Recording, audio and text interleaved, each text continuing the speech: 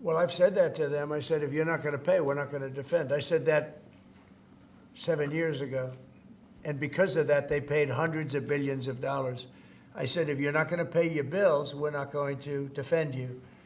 And it also went for the attack. But if they got attacked, they said, well, does that mean you won't defend us? I said, are you current or are you delinquent? They said, if we were delinquent, would you? I said, nope, I would not. And because of that, as you know, hundreds of billions of dollars came into NATO. You wouldn't have NATO right now if I weren't there. And your previous Secretary General has said that.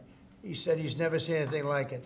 When I came to NATO, when I first had my first meeting, I noticed that people weren't paying their bills at all. And I said I should wait till my second meeting, and I did. And I brought that up. And I said, if you don't pay your bills, we're not going to participate. We're not going to protect you. And when I said that, as soon as I said that, it was amazing how the money came in. The money came in, and now they have money. But even now, it's not enough. It's really not enough. They should be paying more. President Trump, on Peter's question, are you going to make that policy, U.S. policy, that the U.S. wouldn't defend NATO countries that don't pay? Well, I think it's common sense, right?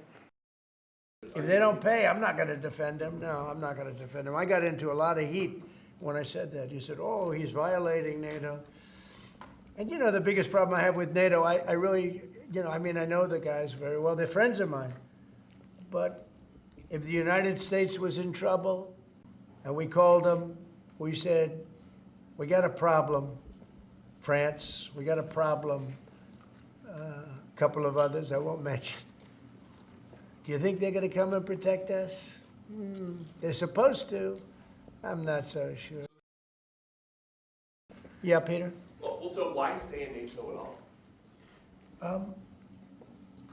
I view NATO as potentially good, but you gotta get some good thinking in NATO. It's very unfair what's been happening. Until I came along, we were paying close to 100% of NATO.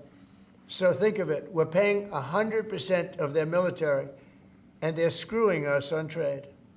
Are you still thinking of going to Saudi Arabia and meeting with Putin about this? I don't know. I can't tell you. I'm going to Saudi Arabia.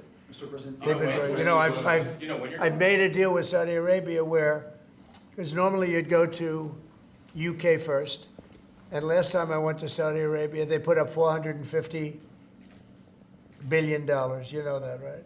You were there.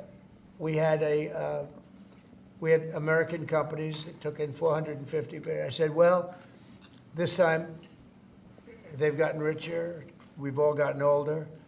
So I said, I'll go if you pay $1 trillion, $1 trillion to American companies, meaning the purchase over a 4-year period of $1 trillion.